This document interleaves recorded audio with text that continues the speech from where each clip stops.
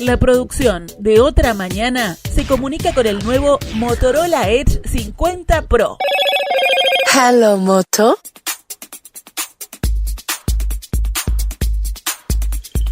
El martes de la semana pasada, Carolina Cose cerró su gestión como intendenta de Montevideo, el séptimo periodo consecutivo del Frente Amplio en la capital. Lo hizo tras gobernar 1.194 días, poco más de 3 años, luego de asumir el 26 de noviembre de 2020 y pedir licencia el 4 de marzo pasado. Fue una gestión inusualmente breve, fruto de que las elecciones departamentales de 2020 se postergaron por la pandemia y de que Cose solicitara licencia sin goce de sueldo para ser precandidata nacional por el Frente Amplio. Al cerrar su mandato, en un discurso en el renovado Espacio Modelo, dijo que su gestión se centró en no dejar a nadie atrás. No dejamos a ningún lugar atrás, porque así como hicimos la avenida Pedro de Mendoza, también hicimos 21 de septiembre, no dejamos a ningún lugar atrás, porque cambiamos el Teatro de Verano y la zona circundante, pero también nos propusimos el Balcón del Cerro y no dejamos a nadie atrás.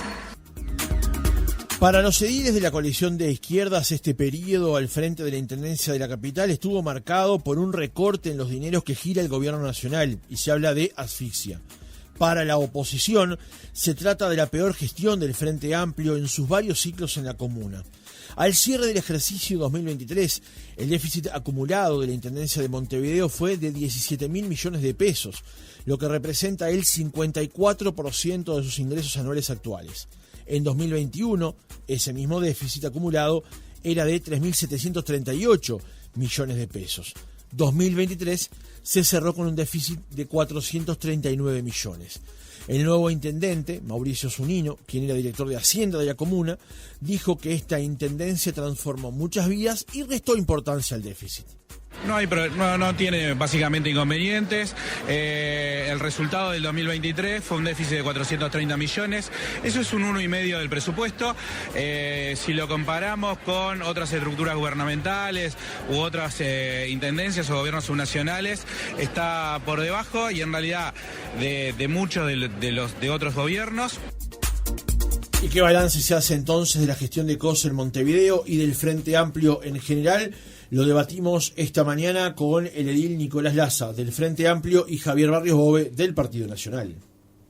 Francisco Morales, Otra Mañana. Laza, ¿cómo le va? Buenos días, gracias por acompañarnos. Buenos días, muchas gracias por la invitación. Es un gusto recibirlo esta mañana. Edil Barrios Bove, ¿cómo le va? Buenos días. Buenos días, también gracias por la invitación, por estar acá. Por favor, es un gusto para nosotros recibirlos a ambos para que justamente intercambien ante los oyentes de Oriental y de Otra Mañana acerca de cómo evalúan la gestión del Frente Amplio aquí en Montevideo y en particular de la intendenta Carolina Cose. Edil Laza, una primera evaluación general, una primera visión general sobre lo que ha sido la gestión de Carolina Cose en la Intendencia de Montevideo, más allá de que el actual periodo continúa, por supuesto, ahora con el intendente Zunino. Una primera imagen en general. Me quedo con esto último que estabas diciendo. Esto es un periodo de gobierno que no terminó, que solamente cambió el liderazgo, quien está al frente de la gestión, pero va a tener continuidad con Mauricio lo que hizo Carolina, que no lo hizo Carolina sola, en definitiva fue el programa del Frente Amplio elaborado por cientos de miles de militantes que allá por el año 2020 estuvimos poniéndole cabeza, diseñándolo, planificándolo y que luego a partir de la campaña electoral, vos recién decías en esto de la presentación, fue una gestión breve porque se tuvieron que postergar las elecciones departamentales unos 4 meses, por la pandemia. Bueno, incorporamos la pandemia a la realidad y en ese marco, sobre todo desde la candidatura de Carolina, se instaló el Plan ABC como una propuesta de campaña que era una forma distinta de aplicar el programa atendiendo la realidad. Eso fue lo que hicimos y hay muchas formas de analizar las gestiones que siempre tienen sus luces, sus sombras, que nunca es ni lo peor ni lo mejor, siempre por lo general está en el medio. Hay algunas formas que es analizarlas a través de sus obras, de sus frutos, de sus números. Sobre los números después, cuando nos metamos, quiero hacer una precisión respecto de unos datos que vos planteaste recién, porque no tienen tanto que ver, tienen más que ver con un cambio de reglamentación del Tribunal de Cuentas que con las cuentas como venían, y no son tan así los aumentos que planteaste, pero después lo desarrollamos. Bien. Pero bueno, los números son una forma de aproximarse a las gestiones. Hay muchos otros aspectos y realmente lo que nosotros tenemos para decir es que esta ha sido una gestión muy centrada en las personas, en lo humano, que las ciudades, el departamento, no es solamente sus estructuras, sus infraestructuras y su cemento, sino todas las relaciones que se dan en este territorio, y que las relaciones hay que sostenerlas, hay que cultivarlas, y que esta ha sido una intendencia y una gestión que ha estado centrada en sostener la vida en momentos muy difíciles del departamento y del país. Laza habla de una gestión centrada en las personas. ¿Cómo califica el edil Barrios Bove la gestión de Carolina Cosa al frente de la Intendencia? Primero vamos a lo más general. Para nosotros es la peor gestión en esos 7 periodos de gobiernos que tú mencionabas. Y lo segundo es una gestión corta porque la intendenta no cumple su palabra. Cuando recién salió electa, todos, por las experiencias que hemos tenido, los candidatos que van a la intendencia, ya sean precandidatos o los que salen intendentes, utilizan la intendencia como un trampolín para la presidencia de la República. Todos tus colegas le preguntaban, ¿usted va a terminar la intendencia? Sí, yo soy una mujer de palabra. Yo digo lo que pienso y hago lo que digo. Esa es la frase de Carolina Cosa. Y yo voy a terminar mi mandato. A las pruebas nos remitimos. Hace 4 meses, como tú decías, pidió licencia sin goce del sueldo y terminó renunciando el 8 de este mes. Entonces, una persona que incumple su palabra ya te presenta como es. Y lo que dice Nicolás de que las obras y de cara a la gente, no es así, porque muchas veces las obras transforman la vida de la gente. Te pongo un ejemplo. Si tú mejorás los tiempos de transporte público porque haces el solo bús, mejorás, ordenás el tránsito, si a vos te dicen que en vez de demorar 20 minutos de tu casa a tu trabajo, demorás 15, ganás 10 minutos, 5 de ida y 5 de vuelta de tu vida. Multiplicalo por una semana, por un mes, por un año, y eso también mejora la calidad de vida de las personas. Y esas son las cosas que la intendencia tiene que hacer. Otro ejemplo, si tú reconoces bien los residuos, mejorás la calidad de vida de la gente. En el caso de los cursos de agua, que están muchas veces cerca de los asentamientos, si están llenas de bolsas, de basura, hasta de autos, porque también pasa, y se inunda y hace una represa, y después vienen cuando lleguen las lluvias y te dicen que es el cambio climático, mejorás la calidad de vida de la gente, y muchas veces gente que termina inundada con todo eso. Entonces, cuando hablamos de obras, también nos referimos a eso. No es un monumento, no es un monolito, no es una parada del ómnibus, aunque también eso mejora la calidad de la vida de la gente. Las obras no son mala palabra. Y uno de los problemas que tiene esta intendencia, y en especial la de COSE, es que tiene la peor en margen porcentaje de inversión de los últimos 35 años, aproximadamente el 10%. Vamos por temas, por núcleos. ¿Qué fue el Plan ABC? El Plan ABC fue una estrategia que empezó a desarrollarse en el marco de la campaña electoral, que trataba de cruzar el programa del Frente Amplio, que había sido elaborado allá por enero-febrero del 2020, antes de que existiera la pandemia, con la realidad. Porque lo peor que puede hacer uno es aferrarse al librito sin adaptarlo a la realidad que tiene, que fue novedosa, porque no teníamos los mismos indicadores ni económicos, ni de desempleo, ni de pobreza, ni de las demandas que estaban habiendo en la sociedad, y lo que hizo fue leer qué era lo que estaba pasando y dar respuesta en materia de salud, en materia de alimentación, en materia de territorio, con intervenciones pequeñas en distintos lugares del departamento, con intervenciones que fueron en obras, quizá obras que no insumieron grandes recursos, no implicaron grandes erogaciones, pero que sí tuvieron gran impacto en las zonas en las que estábamos haciendo referencia. Entonces, hay una línea también muy fuerte de violencia basada en género, es decir, distintas formas que asume, distintas caras de la desigualdad, abordarlas a través del ABC. Que un ABC no sustituye al otro. Esto me parece que también es relevante decirlo. Hay competencias de la Intendencia que nunca las dejó de cumplir, que tienen que ver con las tareas más básicas. Ahora, el país se estaba cayendo a pedazos en aquel entonces. El gobierno nacional había tomado algunas medidas que necesitaban ser complementadas por el gobierno departamental, por todos los gobiernos departamentales. En definitiva tenemos esta situación arriba de la mesa, colaboremos todos, y bueno, ahí el gobierno de Montevideo encontró estrategias para poder colaborar y evitar que se cayeran nuestros ciudadanos y nuestras ciudadanas. Entonces, allí donde el gobierno nacional puso los jornales solidarios, la Intendencia complementó con más puestos a través de oportunidad de trabajo. Allí donde se estaban necesitando cuestiones en materia de salud, bueno, allá fue la Intendencia de Montevideo a ampliar el horario de cobertura, sumando un día a la mayoría de las policlínicas, generando policlínicos móviles para los municipios de la periferia, aportando locales para la vacunación del COVID, es decir, complementando en muchos casos.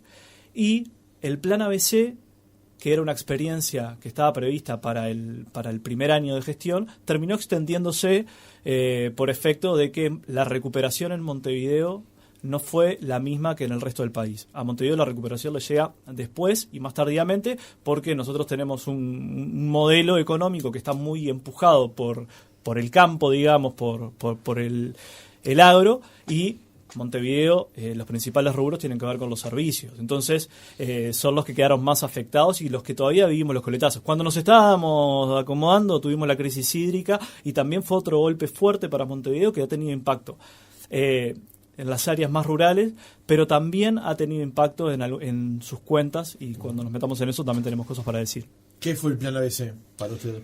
Lo primero que me gusta, que con Nico ya hemos intercambiado en muchos medios, yo digo que somos como sparring porque vamos a muchos debates, y me gusta que haya cambiado su discurso, que hable de complementación, no de retiro del gobierno nacional y presencia de la Intendencia. Me parece que esa es la palabra, y me alegro que haya cambiado a complementación, porque lo que vivimos al principio de marzo de 2020 no estaba previsto en la cabeza de nadie. Fue una pandemia mundial y que no había antecedentes. Yo no voy a hablar de lo que dejó el gobierno nacional, que dejó una vacuna para todo eso y todo lo que hubo. Todos nos tuvimos que adaptar a eso. Y el gobierno nacional puso muchísimo, se duplicaron los CTI, se hicieron los sistemas de vacunación, de hisopado, todo lo que recordamos. Y el gobierno nacional también ayudó a todas las ollas populares. La mayoría de la alimentación que llegaba era a través de el MIDES, que sí, que colaboró en la Intendencia, porque muchas veces el reparto lo hacían en camiones de la Intendencia. Es bárbaro, es lo correcto en un momento de crisis, que todas las instituciones no compitan, sino que se complementen. El ABC para nosotros fue un programa mediático, ¿tá? Porque empezó con algunas obras en barrios puntuales, obras que por su porte mejoraron provisoriamente la situación de algunos barrios, pero tú vas hoy, porque otro de los problemas que tiene Montevideo es la falta de mantenimiento, vas hoy y el bitumen que habían puesto a la entrada del asentamiento ya desapareció. Algunos puentecitos que habían hecho para que los vecinos puedan circular ya desaparecieron. Entonces, después se transformó el ABC en pintar los semáforos de verde. Después se transformó el ABC en un diario. La gente ya no de diario. Veamos los medios de comunicación. Hoy se usan las redes, la radio, el diario papel. Y eso era el ABC. En eso se transformó el ABC. Es una campaña mediática para reafirmar lo que hemos dicho. La gestión de Carolina Cose estaba todo pensado en su precandidatura, y todos los eventos que realizó muchas veces eran eventos políticos dirigidos a eso. En eso se transformó el ABC.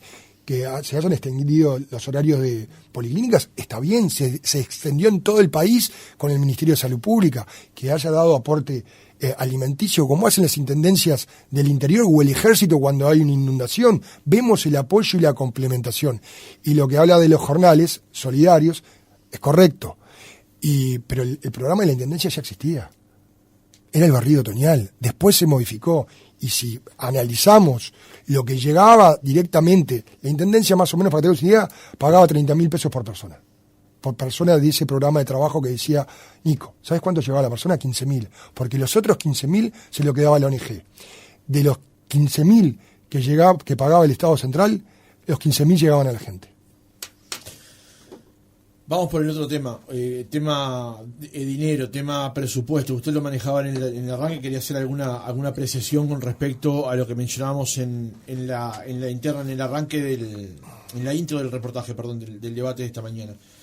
Hay unos datos que salieron publicados ayer en el diario El País, que son de donde extraje justamente esta información, que habla de un déficit acumulado de 17.000 millones de pesos de la Intendencia al ejercicio 2023, y que el año 2023, o sea, solo la unidad del año, cerró con un déficit de 439 millones de pesos. ¿Qué apunte quería hacer con respecto a esto? Que en realidad hay un cambio que impuso el Tribunal de Cuentas, en donde le obliga a todas las intendencias del país a pasar al déficit todo su pasivo financiero.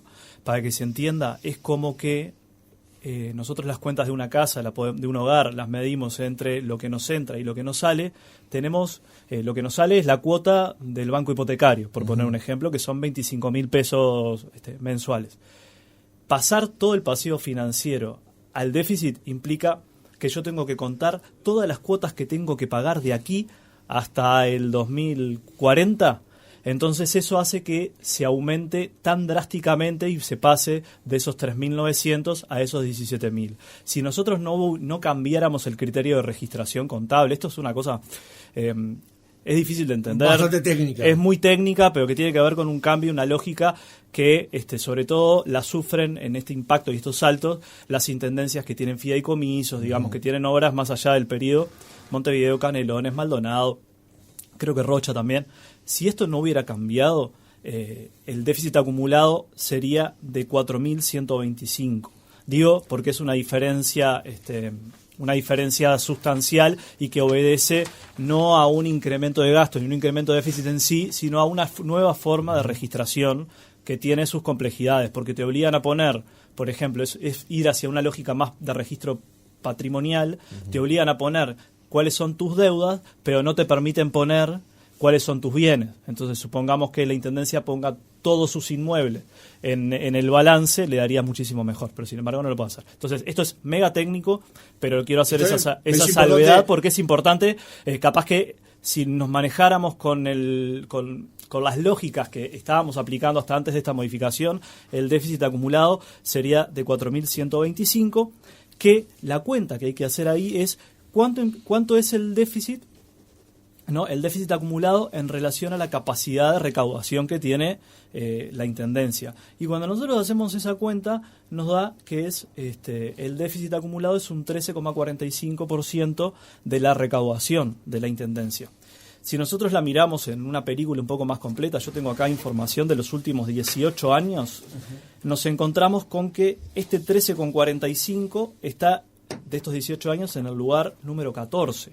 Hemos tenido años 2007, en donde este 13,45 era 25,60. Me voy al 2010, 18,05. Es decir, mirando toda la foto, es una cifra manejable que representa más o menos un 1,4% de la recaudación. O sea, son 5 días de operativa. Uh-huh. Esta es una forma de leerlo, pero me parecía que era importante cambiar para no generar confusión. Vale la pena la aclaración. Un comentario de Barrio Gómez sobre este punto en particular, y después vamos sobre el otro punto que también es más de fondo, que es por qué la Intendencia, como también pasa con el Estado Nacional, gasta más de lo que entra. Un apunte sobre esto que decía recién Nicolás Laza. Lo primero, es correcto lo que dice Nicolás, que hubo un cambio en la forma de registración por parte del Tribunal de Cuentas, pero también no es tan complicado.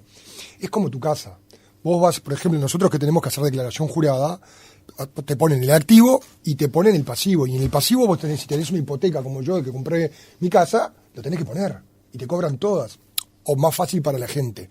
Vos tenés una tarjeta de crédito y te dice un límite. Vos podés capaz que tener un límite X, pero te dice saldo disponible. El saldo disponible es porque la tarjeta te compraste en 12 cuotas y te dice, no, eso no, porque yo tengo que pensar cuánto es eso. O sea, le pasa a todo el mundo. Es la realidad. No es algo, antes era una ficción lo que pasaba. Después, en cuanto al déficit. El déficit, como tú decías, son 439 millones de pesos. Aclaremos. El problema es que la Intendencia, su presupuesto, había dicho que este año iba a tener un superávit de 800. Entonces, si yo digo que iba a tener 800 y hoy tengo menos 439, en realidad la diferencia son 1.200 millones. O sea, de entre lo que yo preví y lo como me fue, Son 1.200 millones que le erraron.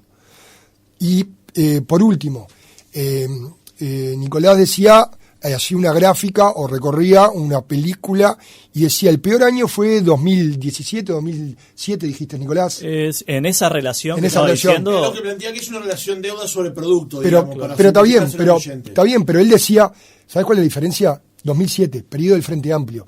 En la última vez que gobernó el Partido Colorado, que lo entregó en el 90, había superávit. Y lo entregó con superávit. No había ese déficit acumulado.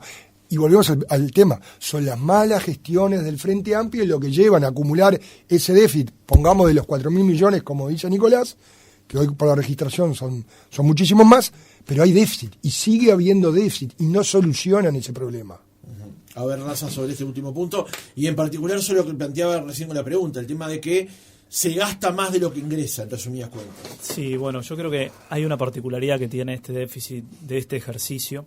Esta administración, la de Carolina Cose, los 3 años que estuvo al frente de la Intendencia, arrojó 2 años hubo déficit y 1 año hubo superávit. Ahora, este último déficit obedece no tanto a que se gastó más de lo que estaba previsto, sino a que se recaudó menos, a que ingresaron menos recursos de los que estaban previstos. Y en esto me corregí cuando dije recaudación, porque no tiene que ver con la recaudación, sino que el 85% del déficit obedece a una disminución de los ingresos y no de los necesariamente de los que recauda la Intendencia, sino de los que vienen del Gobierno Nacional.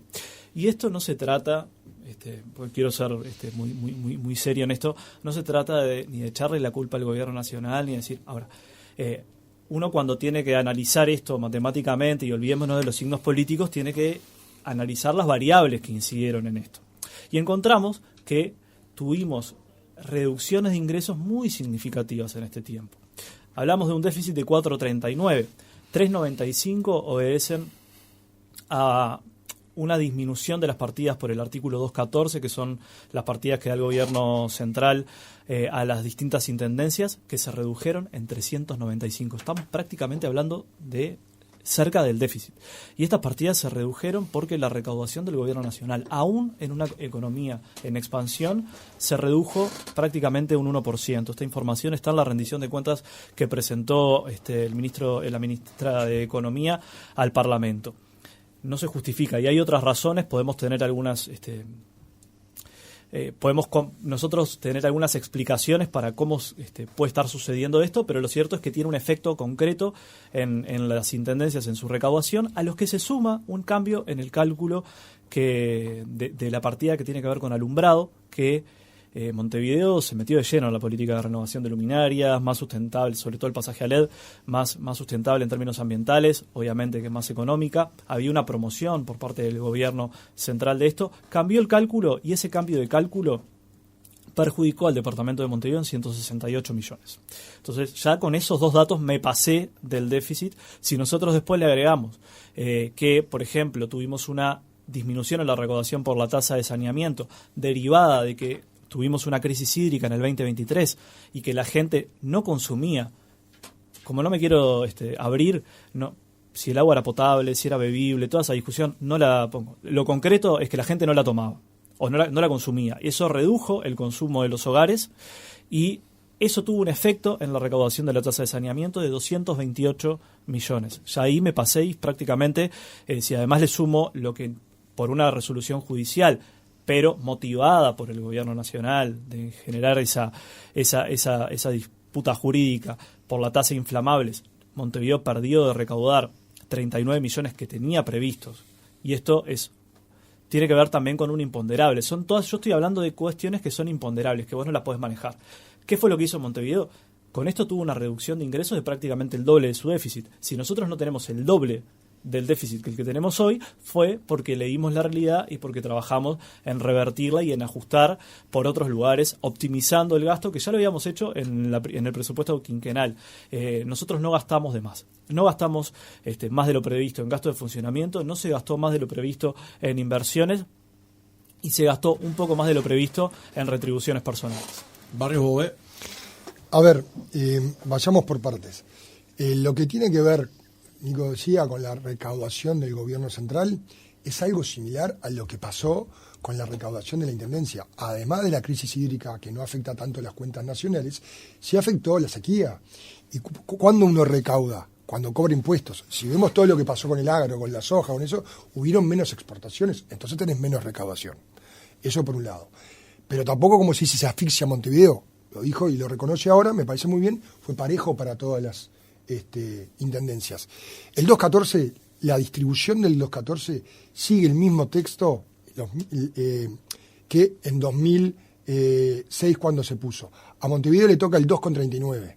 Y si mirás ese artículo dice, a Montevideo le toca el 2,39 y al resto de las intendencias. La única que está fija y después se negocian son el resto de las intendencias. Eso por un lado. Segundo, lo de la tasa de alumbrado. Lo sabían desde el primer día, desde el 2020. Lo que pasa es como, a ver, si vos te quedás sin trabajo o tenés un ingreso menos porque tenías una casa y no la alquilás más, vos tenés que ajustar tus números. ¿Y por qué se pasó lo de la tasa de alumbrados? El programa que menciona Nicolás es del 2009, se inició el 2009 y tenías plazo como una promoción hasta determinado punto. ¿Qué pasó? Entre el 2009 y el 2019, que fue cuando el intendente Daniel Martínez hizo el fideicomiso para el cambio a luces LED, 2019 Martínez, no Cose, que demoró después 3 años en aplicarlo, todas las otras intendencias cambiaron. Preguntale a Canelones que cambió todo y ya pagó. Y no tuvo ningún problema. Y no fue el gobierno que asfixió. Fue Montevideo, que demoró 10 años, ese paquidermo, que es ese elefante blanco que se mueve muy despacio, que es la Intendencia de Montevideo, demoró 10 años. Si lo hubiese hecho en 2009, 2010, cuando eran gobierno del Frente, que supuestamente no los asfixiaban, ya lo tendría pago. El problema es la Intendencia de Montevideo. No es lo demás. No siempre tenés que echarle las culpas a los demás. Que te digan, la Intendencia sigue recaudando. Por ejemplo, contribución inmobiliaria sigue recaudando más. ¿Hizo un ajuste? ¿Benefició a un montón de gente? Sí. ¿Le recargó a los que más pueden aquello? ¿Verdad? Ahora, cuando tú neteas lo que le descontó a uno y lo que les subió a otros, el saldo es un ajuste fiscal porque recauda más y termina pagando. Distribución sería, si todo lo que yo recaudo de más por ese aumento, lo termino volcándole al resto de la gente. Pero no fue así, recaudó más, le da positivo. Entonces, Nico dice que son 400 y pico de millones. Está bien, podemos reconocer eso. Ahora, si ibas a ganar, ibas a tener un superávit de 800 millones, te faltan 800 cómo justificarlos. Y ese es el problema, porque los números, la crisis, nuestro presupuesto que se vota se votó mucho más tarde, porque arrancamos mucho más tarde, ya tenías toda la previsión, por ejemplo, de la pandemia. Entonces, a los números, y el problema es lo que decía al final Nicolás, ¿cómo es la composición del presupuesto? Tú tenés a grandes números, para que entienda la gente, 60% retribuciones personales, 30% gasto de funcionamiento y un 10% de inversiones. A números. El problema es que si vos no atacás eso rígido, duro, que es el tema de las retribuciones salariales, no tenés margen de hacerlo. Yo no estoy diciendo despedir a nadie mañana ni pasado. Lo que estoy diciendo es, muchachos, hoy hay nuevas metodologías, nuevas tecnologías. En la medida que hay tareas que se van suprimiendo y que las personas se van jubilando, van renunciando, bueno, hay determinadas cosas que no las tenés que seguir haciendo o que las podés hacer de una forma mucho más productiva. Vamos a avanzar sobre este último punto. Quedan 2 temas más que quiero incorporar en la charla de esta mañana. El tema de ingreso de personal a la Intendencia de Montevideo por 2 visiones, por 2 aspectos eventualmente. El primero, se denuncia de parte de la oposición la forma clientelar del ingreso de estas personas, y segundo, lo desmedido eventualmente del ingreso de personal a las intendencias que se viene acumulando en los últimos años. ¿Qué visión tienes sobre este punto, Laza? Sí, antes de ir a este punto, recién Javier decía que los recortes, por decirlo de alguna manera, han sido parejos para todas las intendencias. Eso, si bien había un recorte de las partidas centrales para todas las intendencias, y eso es verdad, ha sido diferente, porque mientras que para el interior la reducción de partidas centrales fue de un 7,9%, en Montevideo fue de un 20,6%, prácticamente 3 veces lo que se le recortó a Montevideo y lo que se le recortó al resto de las intendencias. Entonces, esto lo quería dejar claro. Después, sobre esto, yo no creo que Montevideo sea un ejemplo de una intendencia en la que se aplique el clientelismo político y que tenga su estructura de funcionamiento basada en el acomón, y mucho menos. Y con esto, digo porque más allá de algún exabrupto que pueda tener algún edil o alguna edila, no ha sido planteado así, y los números demuestran que eso no es así. Nosotros en Montevideo incluso hemos tenido, hasta si no me equivoco, fue llamado a sala o un llamado en régimen de comisión general por un tema parecido a este. Montevideo tiene realmente la situación inversa a la gran mayoría de las intendencias del país. ¿Qué quiero decir con esto? Que más del 90% de las personas que entran a la intendencia de Montevideo a trabajar lo hacen a través de concurso. En el interior del país, en intendencias como Cerro Largo, es exactamente al revés. 1 de cada 10 entra por concurso. Los concursos no están establecidos, la mayoría de los servicios están tercerizados, hay acuerdos. Es una lógica, que eso sí efectivamente es una lógica clientelar. Entonces, yo creo que no se puede decir que en Montevideo el grueso de los trabajadores y trabajadoras hayan entrado por designaciones directas, ni mucho menos. Y bueno, ahí están los propios datos generales del gobierno que eso lo desmienten. Entonces, eso por un lado. Creo que lo que sí podríamos llegar a discutir, eso me parece que es un tema interesante, que lo tomo honestamente porque me parece que es relevante. No ha cambiado mucho la foto general de la estructura de gastos de la Intendencia, ¿no? O sea, en este sentido no es que esta es una gestión ni peor ni mejor. Hay una norma en son donde todas malas. Tenés... Las últimas 35 son todas malas. No es que sean todas malas, eso no es así. Pero la propuesta es, si vos más o menos tenés más de un 50%, un poco más, que gasta la Intendencia en retribuciones personales, la única forma de reducir eso es echando gente. Entonces, el propio DIL dijo, yo no quiero echar a nadie, no estoy planteando echar a nadie. Ahora, ¿cómo se reducen las retribuciones personales sin echar a nadie? ¿Es desmedida? Eso es una discusión válida, que podemos tener visiones distintas. ¿Es desmedida la plantilla de trabajadores y trabajadoras que tiene la Intendencia de Montevideo? Y bueno, yo creo que para la realidad, para atender a 1,5 millones de montevideanos y montevideanas, no me parece que sea desmedida, no creo que tenga un desajuste por ese lado, no creo que los problemas pasen estrictamente por ahí, y creo que sí podríamos hacer un gran, y creo que es algo... Es difícil porque ahora nosotros estamos con la campaña electoral nacional arriba de la mesa, ya la estamos transitando, pero hay algunos que ya están con mayo en la cabeza. Yo creo que se necesita realmente un pacto general, no digo una política de Estado, porque no sé si es estrictamente una política de Estado, pero necesitamos rediseñar en serio los presupuestos de las departamentales. Necesitamos generar distintas sinergias con el gobierno nacional. Montevideo, y quiero hacer una aclaración, no es que yo me desdiga ni que cambie el discurso, no. Yo creo que durante la pandemia, en algunas cosas nosotros tuvimos con el gobierno nacional estrategias complementarias y en otras compensatorias. Y después de que se terminó la pandemia en adelante, hubo un retiro del Estado Nacional y hubo un sostenimiento de los equipos sociales de la Intendencia, en donde, como somos los que estamos, se nos fueron a demandar un montón de otras situaciones. Que Montevideo no le cobra al gobierno nacional, no le dice atendía a tantos miles de usuarios en nuestras policlínicas, entonces hace que me dé tal cosa porque te estoy ahorrando estos recursos. Ahora, si queremos efectivamente, que yo creo que no sería lo deseable, pero habría que acompañar el discurso de que Montevideo y que la Intendencia solo se encargue de las obras con una asunción de responsabilidades de toda la dimensión, de todo el tejido social y todas las políticas sociales que sostienen a los ciudadanos, porque son montevideanos, pero son uruguayos y uruguayas y deberían estar sus derechos velados y protegidos por el gobierno nacional, y hoy por hoy no lo están. Eilbar Rebove, sobre el punto anterior, lo que planteábamos con respecto al ingreso a la Intendencia de Montevideo, los ingresos de personal. A ver, la Intendencia de Montevideo, como la Intendencia de Canelones, en el último periodo se transformó el seguro de paro de todos aquellos del gobierno nacional que habían quedado sin sus cargos. Y lo podés ver desde Pablo Ferrari, que se creó una comisión de inversiones en la Intendencia de Montevideo para que no quede en la calle, para que no tuviera que aplicar el subsidio.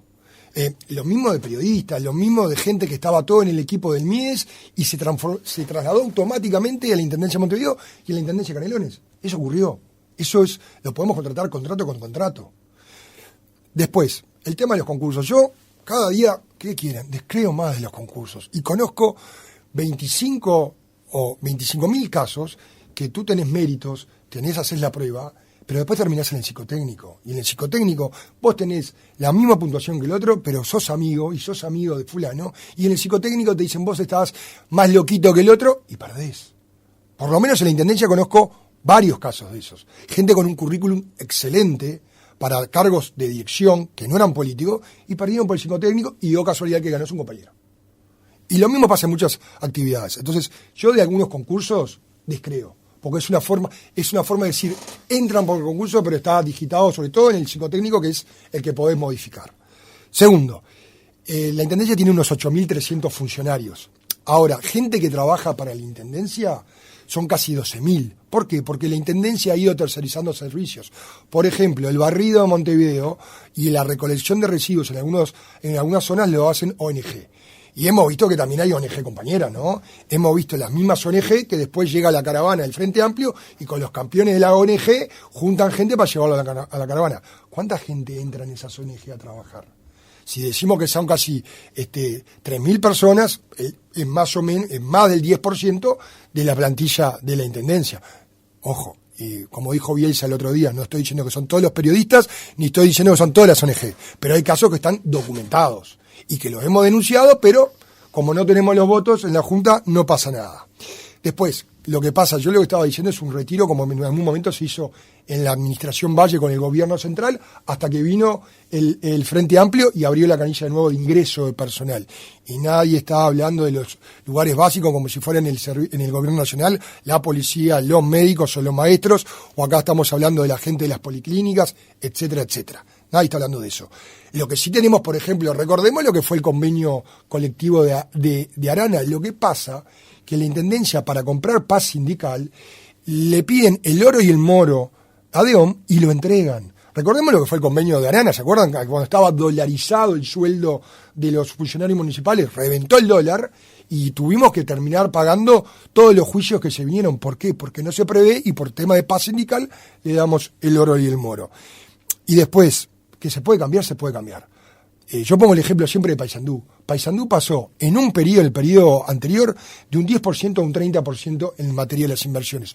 No echó a nadie, no hubieron determinadas cosas. Ordenar la casa, comprar bien y no comprar mal, te permite realizar eso. Y lo último, esto que dice Nico, que es importante, que es el tema de colaborar con la gente, ayudar a la gente, tirarle un cable a veces, o como dice el presidente, hacerle el estribo, el presidente Luis Lacalle Pou, hacerle el estribo para que pueda salir. Está bien, está correcto, y todo lo estamos haciendo. Ahora, yo te decía que el 30% son gastos de funcionamiento, que 60 eran retribuciones y que 10 eran inversiones. Todas esas ayudas que dice Nico están en el 30% de gasto de funcionamiento y no movió la aguja. No cambió. Si vos me decís pasaste del 30 al 50 o al 40 por las ayudas esas que diste, se me movió un punto. ¿Que a la gente es mucho? Sí, pero en la masa de los 800 millones que recauda por año la Intendencia, 2 millones de dólares de lunes a domingo, los 365 días, no movió la aguja. Tenemos ya a cerrar, nos quedan 5 minutos para este tramo. Obviamente nos van a quedar afuera temas como la limpieza, como el tránsito, como las obras. Dentro de las obras, tal vez lo más discutido fue en este periodo las ciclovías, la que se hizo sobre el 18 de julio y sobre la Rambla Sur. También nos queda el tema del juicio político, que fue un momento muy álgido de todo lo que fue esta gestión. Pero quiero cerrar con un debate que ha sido debate hace muchos años y que se intensificó en el gobierno anterior y en este, que es TV Ciudad. El uso que se tiene TV Ciudad, el presupuesto del que dispone TV Ciudad y el debate que se ha dado sobre los sesgos que tiene TV Ciudad y cómo manejan los temas a la interna del canal público de la Intendencia de Montevideo. Transmitiendo, por ejemplo, como pasó recientemente, la Copa América, tal vez la NBA también, pero también con debates sobre la cobertura política que se le daba a algunos temas a la interna de TV Ciudad. En 2 minutos, ¿qué opinión tiene con respecto a la gestión que tiene hoy el canal público de Montevideo? Mira, si yo tuviera que hacerle una crítica sería la opuesta a la que le hace la oposición. Yo creo que en TV Ciudad, sobre todo si uno mira los informativos, tiene mucha más participación referentes de los partidos de derecha que del Frente Amplio. No sé si es por una cuestión de querer vacunarse contra la crítica o qué, Pero realmente, si tuviera que criticar, yo le critico eso. Me llama la atención que se le diga todo lo que se le diga a TV Ciudad y que, sin embargo, cuando uno la sintoniza, se lo pasa encontrando referentes que en realidad son opositores. Entonces, yo no creo que TV Ciudad sea un comité de base, no creo que Canal 5 sea un comité de base.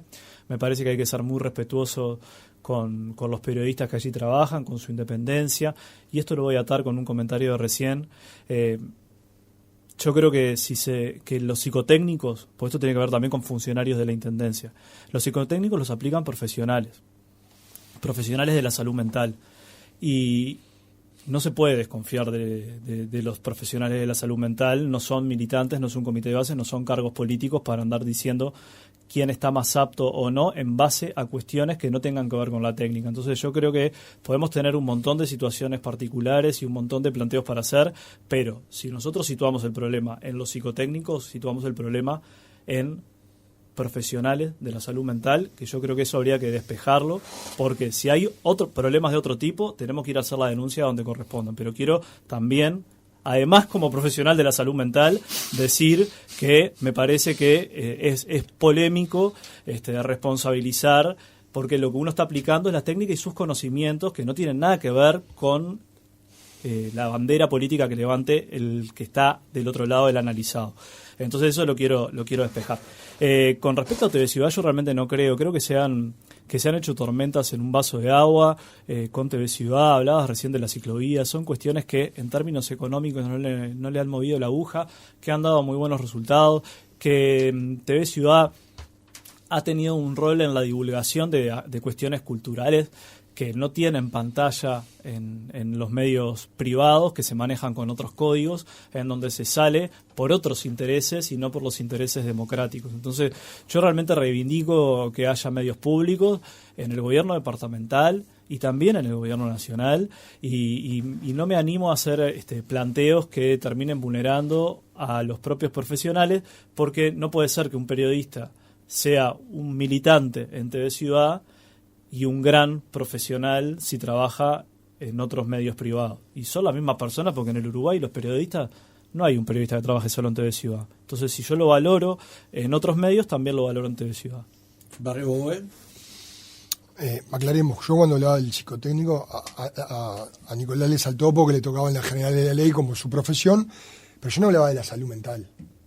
No estaba hablando aquí, estaba hablando, como lo dije recién, no podemos generalizar a todos, pero que así ha habido casos, y que conozco muchísimos casos, en la actividad pública y en la actividad privada. Cuando a veces te dicen las consultoras, y vos sabés que le dan 3 nombres y después eligen a que el gerente general quiere.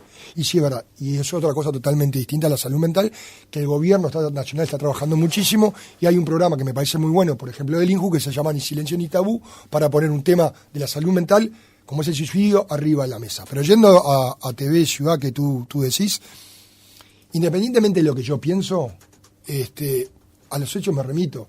En este periodo, yo llevo, este es mi segundo periodo como edil, he tenido muchísima interacción, como hoy lo estoy teniendo contigo, con los medios de prensa. En el periodo pasado, TV Ciudad, digamos que era mucho más neutral, entre comillas. Yo apuesto a los medios públicos y pienso en la BBC o pienso en la RAI. Creo que Canal 5 está mucho más balanceado que TV Ciudad. Y no estoy hablando de este periodo, estoy también hablando del periodo anterior.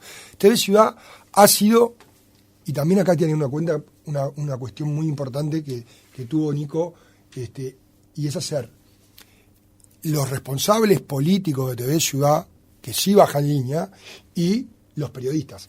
Esto es como el juez. El juez no te tiene por qué cobrar penal, pero si te va cobrando un FAU, ahora que terminó la Copa América, te va cobrando un FAU, te lleva contra las cuerdas, te lleva contra el área, y después tenés un tiro libre y metes el gol. Con los directores de TV Ciudad y de los informativos ha pasado eso. A ver, recordemos que en este periodo renunciaron 3 directores de TV Ciudad. Uno de informativo. ¿Y por qué? Porque lo dijeron ellos mismos, le pedían que bajara línea. Lo vimos en una de las conferencias de Carolina Cose, que poco menos, en su momento, la que hoy es directora de TV Ciudad salió a cortar a un periodista. Entonces, si eso hubiese sido un problema del gobierno nacional, ya teníamos a APU y a todos haciendo poco menos que una movilización por eso. Y también varios comunicadores. Lo que pasa es que muchos de esos comunicadores esperan que pase un tiempo para decirlo. El otro día en un diario una comunicadora salió diciendo yo cuando estaba ahí pasaron tal y tal cual cosa. Entonces, ese es el problema de TV Ciudad. La parte cultural, la parte, digamos, de entretenimiento, tampoco. Y después lo otro es mirar el rating. Ahora te dicen, no, pero el rating fue brutal. Sí, los partidos de la NBA y ahora lo de la Copa América y cuando transmite lo de la selección. Pero el resto del rating de TV Ciudad, y acá esto como, ¿se acuerdan? Como lo de Cinemateca y los circuitos comerciales. Yo no voy a criticar. Ahora, que el presupuesto para eso sean $5 millones, ahí volvemos al tema de las prioridades. Capaz que 3 días, 2 días y medio de recaudación se pueden hacer muchísimas más cosas, ya sea en lo social o en lo edilicio, que gastando $5 millones en TV Ciudad. Nicolás Laza, edil del Frente Amplio, gracias por haber estado otra mañana con nosotros. Por favor, muchas gracias a ustedes. Barrios Bove, muchas gracias por acompañarnos. Gracias a la invitación y estamos a las órdenes.